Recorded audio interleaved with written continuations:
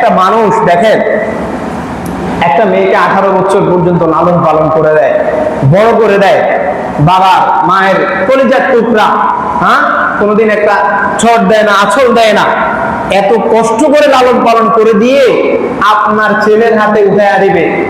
এরপরে আপনার শর্ত থাকে আপনাকে 1 লাখ টাকা দিতে হবে, একটা ফ্রিজ দিতে হবে, আপনার ছেলেকে বাইক কিনে দিতে হবে।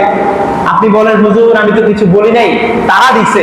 না না না, এই যৌতুক, আমাদের এই আরেকটা কথা আসছে, যৌতুক এক জিনিস, যৌতুককে এখন আমরা ভিন্ন সিস্টেমে নিচ্ছি। যেমন আগে সিস্টেম ছিল কি, ছোটকালে শুনেছি, কম বেশ দেখেছি, এখন এগুলো এমন একটা কমে গেছে। ছিল সিস্টেম যে 50,000 টাকা দিবেন, আমার মেয়েকেও বিবাহ দেবে 50,000 টাকা বা 1 লাখ টাকা, এরকম একটা হয়তো রেওয়াজ ছিল আগে, মানে আমাদের বুঝ হওয়ার একটু আগে। এখন মোটামুটি এটা কমে গেছে, মানে এটাকে আমরা যৌতুক বলতাম আর কি। এটা নিয়ে তখন টেলিভিশন অনেক কথাবার্তা হইতো। যাই হোক, এই যৌতুকের যে একটা অ্যাভেলেবল সচরাচর ছিল, এটা অনেকটা বন্ধ হয়ে গেছে, এখনো অনেক ক্ষেত্রে হয় আমার জানা মতে। এটা শরীয়তগতভাবে হারাম। কি ভাই কথা বলেন? হারাম। যৌতুক দেওয়া নেওয়া দুটোটা কি কথা বলেন? হারাম। কিন্তু এখন যেগুলো হচ্ছে এগুলা যৌতুক নয়, যৌতুক নয় বলে চালানো হচ্ছে, কিন্তু যৌতুকের নামান্তর, মানে যৌতুকের মতো। আমি উদাহরণ দেই তাহলে আপনার বুঝতে সহজ হবে। যেমন গুরুত্বপূর্ণ কথা শুনবেন, আপনার মেয়ের বাড়িতে ওই কোরবান আসলে ছাগল দিতে হবে, কি দেওয়া লাগে না? যারা বড় লোক তাদের গরু দিতে হয়, যারা এর চাইতে একটু মধ্যবিত্ত বা গরিব তাদেরকে ছাগলের টাকা দিয়ে দিতে হয় একটু কম বেশ করে।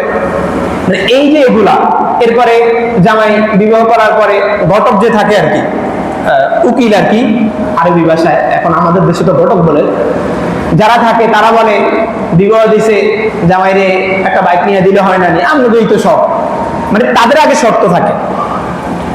ঘটকের সাথে কি থাকে যে বিবাহ করবো এখানে সমস্যা নেই, আপনি মায়ের বাপেরতেই একটা বাইক লই দিবেন, এটা করে দিবেন, ওইটা করে দিবেন, বিদেশ যাওয়ার টাকা লই দিবেন, আগে থাকে। তো ঘটকে কি করে? চাপ দেয়। ছেলে কিন্তু কিছু বলে না, ছেলের মা বাবা কি করে না, কিছু বলে না, ঘটকে চাপ দেয়, একটা বাইক দিতেই তো পারেন, একটা আইফোন দিতেই তো পারেন, হ্যাঁ আপনার জামাই তো, আপনারই তো সব। হয় কি হয় না ভাই কথা বলেন? কথা বলেন, হয় কি হয় না? নাকি সত্য কথা বলতেছে এই জন্য আজকে ভালো লাগতেছে না, নিরামিষ হইতেছে বল না? হোক, কিছু কিছু সময় নিরামিষও খাওয়া হয়। তো বলতেছিলাম এভাবে চাপ দেওয়া হয় বা ঘটকের মাধ্যমে বলানো হয় এই বাইক যেটা আপনি নিয়েছেন এটা হারাম, জায়েজ নাই। রীতিনীতি পালন করা, এই রসুম, এটা শরীয়ত সমর্থিত না, জায়েজ নাই। এই টাকা যেটা নিবেন হারাম, এগুলো শরীয়ত সমর্থিত নয়। খবরদার, এটা আপনার কারোর রেজামন্দি ছাড়া যদি আপনি কোনো কিছু নিয়ে থাকেন, এটা আল্লাহর পক্ষ থেকে আপনার জন্য গজব মৃত্যুর আগে নেমে আসবেই আসবে, কোনো সন্দেহ নেই। কথা বুঝিয়ে দিতে পারছি? বিবাহের সময় আপনার কাছে বিবাহের পরে 1 বছর পরে 10,000 20,000 টাকা নিয়ে আসবে, বাবা আপনারা কোরবানি দিয়েন। কেন? আপনি কি ফকির? বলেন আমারে, আপনি কি মিসকিন? আপনার কোরবানি দেওয়ার সামর্থ্য নেই? আপনি শ্বশুর বাড়ি থেকে ভিক্ষা করা লাগবে? আপনি বলেন দিছে না, জোর করে দিছে, আমি নিতে চাই না। আপনি নিছেন কেন? আপনার ব্যক্তিত্ব নাই? আপনি পুরুষ না? আপনি একজন রিক্সা চালক হইতে পারেন, আপনার ব্যক্তিত্ব নাই? আপনি ইনকাম করেন না? তাহলে আপনি কেন শ্বশুর বাড়ি থেকে 20,000 টাকা নিলেন কোরবান উপলক্ষে? আমাকে বলেন। হারাম, খবরদার হারাম। রেজামন্দি ছাড়া যেই টাকাই আসবে হারাম। রসুন, আমাকে এবার আমার কথা বলি, বলবেন হুজুর আপনি আমার কথা বলি তাই আপনার জন্য সহজ হবে। আমাকেও টাকা দিচ্ছে, কোরবানির সময় দিচ্ছে, তো আমি শুনি নাই, পরে শুনছি, জিজ্ঞেস করলাম যে এটা কেন পাঠাইছেন। আমি আমার শাশুড়িকে জিজ্ঞেস করলাম এটা কেন পাঠাইছেন, তো বললো বাবা এগুলা দেওয়া লাগে। কি লাগে কথা বলেন? শোনেন না, কি কি বলছে আমাকে বলেন? এগুলা দেওয়া লাগে, মানে দেওয়া লাগে মানে দিতে হয়। দেওয়া লাগে শব্দের অর্থ কি? দিতে হয়, মানে সবাই দেয়, এটা দেওয়া লাগে, দিতে হয়। তো আমি বললাম কত টাকা দিচ্ছেন? আচ্ছা যাই, ভালো একটা অঙ্কে দিচ্ছেন। তা আমি বললাম এই টাকা কেন দিচ্ছেন? আমি তো এই টাকা রুজি করি, কোরবান তো দেওয়ার আমার সামর্থ্য আছে। না, এটা দিতে হয়, দেওয়া লাগে। আবার সেম একই কথা, আমি যতবার ওনাকে রিপিট প্রশ্ন করি, উনি আমাকে একটাই উত্তর দেয়, বাবা আমরা এগুলো বাড়াবাড়ি করেন না, এটা দেওয়া লাগে, দিতে হয়। দেওয়া লাগে, এই যেটা দেওয়া লাগে দিতে হয় এটাই না জায়েজ। আমার সাথে কথা বলে, দেওয়া লাগে দিতে হয় এটাই না জায়েজ, এটাই কি না জায়েজ। তখন আমি ওনাকে বললাম আমি বললাম যদি আমাকে আপনি ডেকে নিয়ে ঈদের আগে অথবা ঈদের দিনে বলতেন 50 না 1 লাখ টাকা দিয়ে বলতেন যে এটা আপনার ঈদ বোনাস দিয়েছেন, আপনার হাদিয়া, কিছু খায়, হ্যাঁ, কসম করে বলে আমি বহন করতাম। হাদিয়া দেওয়া সুন্নাত, নেওয়া সুন্নাত, কারণ আমি ওনাদের সামর্থ্যবান, তারপরে আমি আমার জায়গা থেকে ওনাকে হাদিয়া দিই, এটাতে মহাব্বত বাড়ে। শাশুড়িকে হাদিয়া দিবেন মাঝে মাঝে, শ্বশুর শাশুড়িকে হাদিয়া দিবেন, মা বাবাকে হাদিয়া দিবেন। আপনার মা বাবা আপনার ছোটবেলায় 10 টাকা দিছে ঈদ বোনাস, হ্যাঁ, এখন তো ওনারা বড় হয়েছে, আপনি ওনাদের তফাতে ওনাদেরকে ঈদের সময় মোয়ালাকাত করে মোয়ানাকা করে টাকা দিবেন, ঈদ বোনাস দিবেন, দেখুন খুশি হয়। আপনার বাবা টাকা ইনকাম করতেই পারে, কিন্তু আপনি যখন দিবেন এটা আলাদা একটা মজা, আনন্দ। যাই হোক, ওটা ভিন্ন কথা। তো বলতেছিলাম, আমি ওনাকে বললাম যে যেটা দেওয়া লাগে এবং দিতে হয় সেটাই না যায়, আপনি আপনার টাকা নিয়ে যান। পরে উনি নিয়ে নেয়, আমি ওনাকে গিয়ে বাড়িতে গিয়ে ওনার টাকা রিফান্ড দিয়ে আসছি। যাই হোক, ওনাকে আমি পরে বললাম যদি আপনি কখনো আমাকে কিছু দিতে চান, হাদিয়া দিলে আমি সেটা গ্রহণ করব। অন্যথায় সেমাই, চিনি, এই সেই, দুধ, আরো কি কি দিতে হয়, অনেক কিছু, তাই না? রমজান আসলে সেমাই, চিনি, এরপরে জামা কাপড়, আরো এভরিথিং অনেক কিছু দেয় বা দেওয়া লাগে। তো এগুলা যখন দিবেন, আপনি যে রীতিনীতি মেনে আমাকে দিচ্ছেন, এটা মেনে কখনো আমার বাড়িতে একটা চুল নিয়ে আসবেন না, এটা শরীয়তগত বৈধ নয়। আপনার কিছু ভালো লাগছে, আমার কোনো বিপদে আপনি আমাকে সাহায্য করবেন, আমি আপনার বিপদে যাবো, সেটা ভিন্ন মাসালা। তবে এখানে আমাকে এটা দিয়ে ছোট করবেন না, আমি কোনো ভিক্ষুক না। আপনার বাড়ি থেকে 10 প্যাকেট সেমাই না আসলে কি আমার বাড়িতে ঈদের দিন সেমাই পাকানো হবে না? বলেন, আপনি বলেন, হবে না? আপনার সামর্থ্য নাই বাজার থেকে 2 প্যাকেট সেমাই কেনা, আপনার মেয়ের বাড়ি থেকে কেনই 20 প্যাকেট, আপনার ছেলের বাড়ি থেকে, ছেলের বউয়ের বাড়ি থেকে 20 প্যাকেট সেমাই আসতে হবে, 5 কেজি সোনা আসতে হবে, 5 কেজি দুধ আসতে হবে, 1 কেজি কম হওয়া যাবে না? কেন? কেন দুধ কি কিনে খাওয়ার সামর্থ্য আপনার নাই? কেন ভিক্ষুক হয়ে গেলেন আপনি? যাদের মন মানসিকতা এমন, আমি তো আমার গার্ডিয়ানদেরকে প্রায় বলি যে ছেলের বাড়ি থেকে অর্থাৎ বোর বাড়ি থেকে, অর্থাৎ ছেলের শ্বশুর বাড়ি থেকে এগুলোর আশা করে সে যাতে ভিক্ষা করে, তার ভিক্ষা করা উচিত, তার ভিক্ষা করা উচিত। কেন আশা করবে না? দিতে হয় কি? দিতে হয়, এটাই তো রসুম, রীতিনীতি, এটাই তো শরীয়তে যায়। হ্যাঁ, কেউ আপনাকে মানে খুশি হয়ে, এখন আপনার বাড়িতে আমি গেছি, 10 কেজি ফল নিয়ে গেছি, রসমালাই নিয়ে গেলাম, মিষ্টি নিয়ে গেলাম, এটা ভিন্ন মশালা। আবার আপনি আমাকে মেহমান হিসেবে আপ্যায়ন করবেন, মেজবানের বাড়িতে গেছে আমি হাদিয়া নিয়ে গেলাম, এটা রাসূলুল্লাহ সুন্নাহ। আপনি যাবেন কাউকে দেখতে, ফল নিয়ে যাবেন, ফ্রুটস নিয়ে যাবেন আপনার সামর্থ্য অনুযায়ী। আবার মেয়ের এটাও হয়, এই আরেকটা কথা বলি, 5 কেজির নিচে ফল নিলে মাইয়ার শাশুড়ি মাইয়ারে বকবো, হয় কি হয় না? কথা বলেন, মেয়ের শাশুড়ি কানা কথা বলবে, চুল বাঁকা করবে, এই করবে সেই করবে না, অনেক কিছু হয় না? এটার জন্য যদি নিয়ে থাকেন, সেটাও রসুল রীতিনীতি, এটাও জায়েজ না। কেন নিবেন আপনি? আর কেন তাদের ডিমান্ড থাকবে?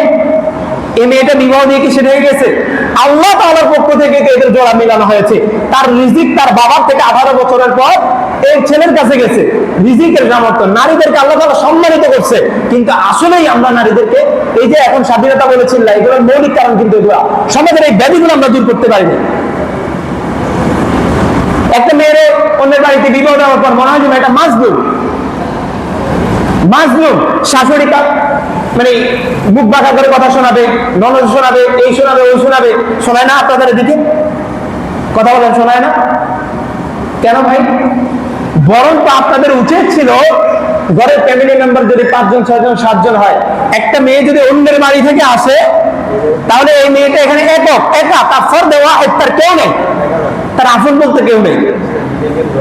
স্বামী, ননদ, শ্বশুর শাশুড়ি সবাই মিলে তাল মিলায় যখন তার উপর একটা কথা চাপাই দেন, আমি বুঝলাম সে একটা দোষ করছে, এই দোষটা যখন তারপর 7 জন মিলে বলে, আলোচনা করে, তখন মেয়েটা মাজলুম হয়ে যায়। খবরদার, এই মাজলুম হয়ে যাবে, চোখের পানি ছাড়ে। এখন এটা তো 99% মেয়েরা এরকম করে, এখন নতুন নতুন বিবাহ দিলে।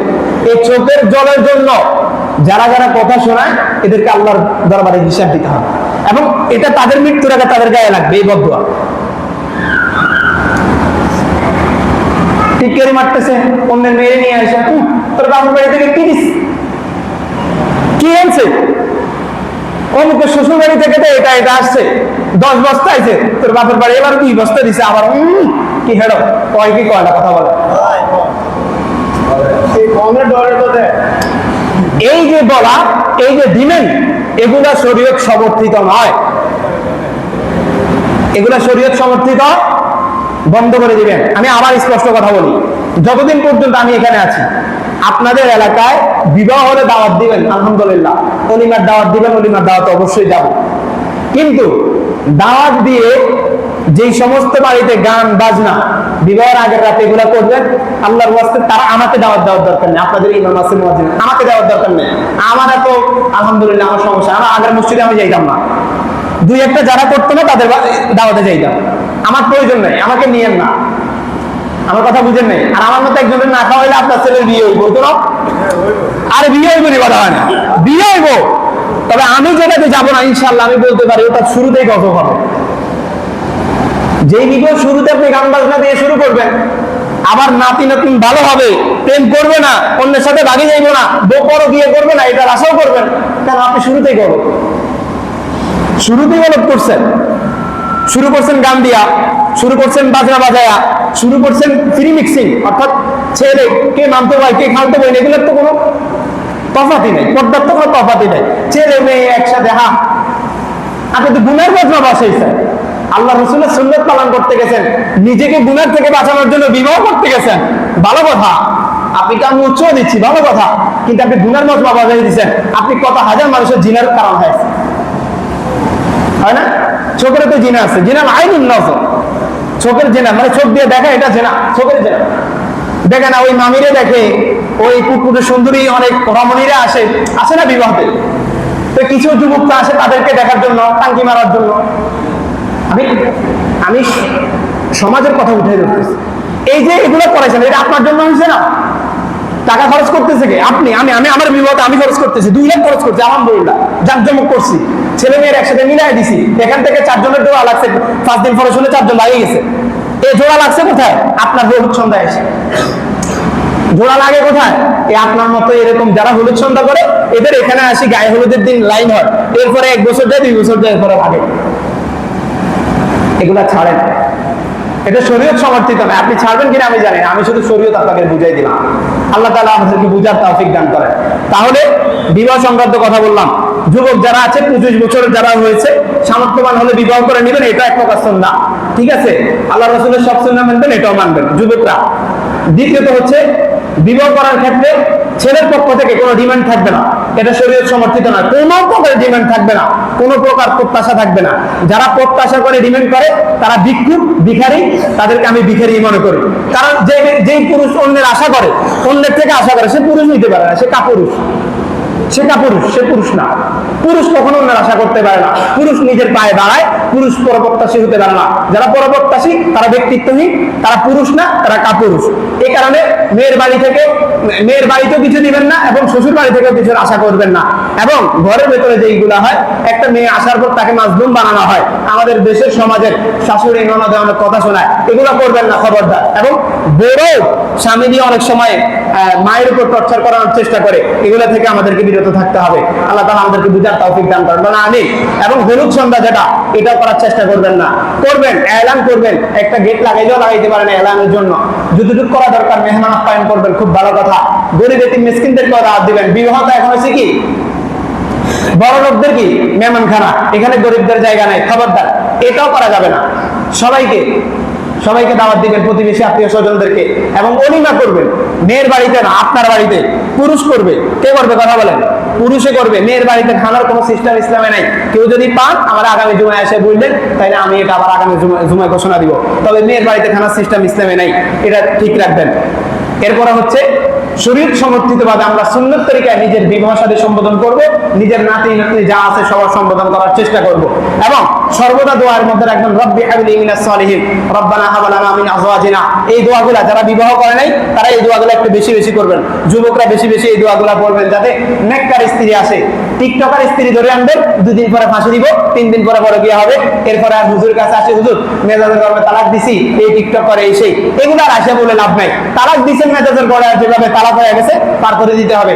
কিন্তু এর আগেই, বিবাহ করার আগেই, সিদ্ধান্ত নেওয়ার আগে ভেবে চিনতে, এবং নেককার মা বিবাহ করার ক্ষেত্রে মেয়েরও দেখবেন, মেয়ের মাকেও দেখবেন, মেয়ের মায়ের পর্দা ঠিক আছে কিনা, এগুলো সব দেখে বিবাহ করবেন। আল্লাহ তাআলা আমাদেরকে দ্বীন সমাজ দান করেন, বলেন আমিন। ওয়া মা তৌফিকি ইল্লা বিল্লাহ। আসসালামু আলাইকুম ওয়া রাহমাতুল্লাহ। যারা কবর সুন্নাত